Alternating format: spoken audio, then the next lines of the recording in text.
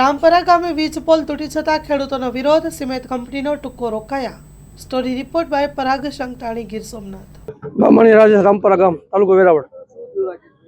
અમે આ જાહેર રસ્તો છે, કંપનીના વાહનો અવારનવાર અમે મનાઈ કરીએ છીએ। કંપનીની મેં 6 મહિનાથી લડત આપું છું, પીએસઆઈને મેં રજૂઆત કરી છે, ત્યાં કોઈ ધ્યાન આપતા નથી।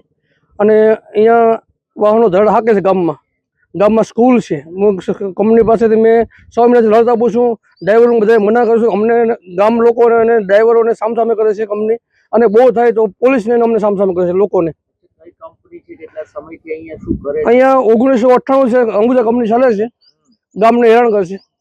હા, બસ આ રીતે મતલબ પોલ પાડીને ભાગીએ છીએ જીએબી નો, બરાબર, તો એનો કોઈ પૂછવા નથી, સવારના કોઈ કંપની વાળા નથી આવ્યા, કોઈ પોલીસ વાળા આવ્યા નથી, કોઈ અહીંયા આ કોની જવાબદારી સાહેબ?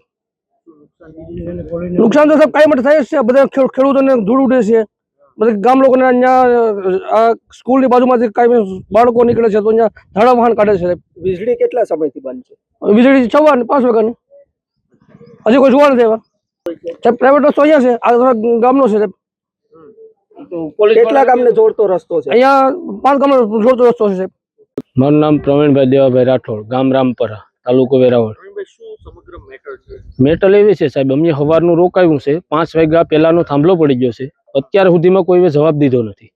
કોઈ આવે તો એમ કે કલાકમાં ઊભો થઈ જાય, પછી એ લોકો પોલીસ સ્ટેશને ફોન કરે, પોલીસ વાળા અમને ફોન કરે, અમને એમ કે તમે અહીંયાથી ચાલુ કરાવી દેવા, તમે ગેરકાયદેસર તમે રોકાવ્યું, કે એ રસ્તા ઉપર તમારે રોકાવાતું નથી। તો આ રસ્તો એ લોકોનો દર્શાવેલો નથી, દર્શાવેલો રસ્તો ઓલો છે, અહીંથી સીધો ટોબરા જાય ને એ રસ્તો દર્શાવેલો છે પોલીસ સ્ટેશને। આ ગામમાં બેફામ હાકે ડ્રાઈવરો, કોઈનું કોઈ માનવાનું નહીં। અમે રોકાવીએ તો એમ કે પોલીસ વાળાને બરકાવીને ધમકાવે।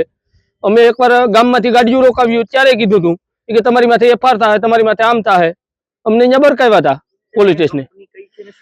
અંબુજા કંપની છે, અહીંથી મટીરિયલ લઈને અંબુજા લઈ જાય છે, એ લોકો કે અમને પ્રાઇવેટ દઈ દીધેલ છે કોન્ટ્રાક્ટ, અમારે કઈ જવાબદારી ન હોય, અમે કઈ લેવા દેવા ન માનીએ, કે એ લોકો એમ કહેવા માંગે છે સાહેબ।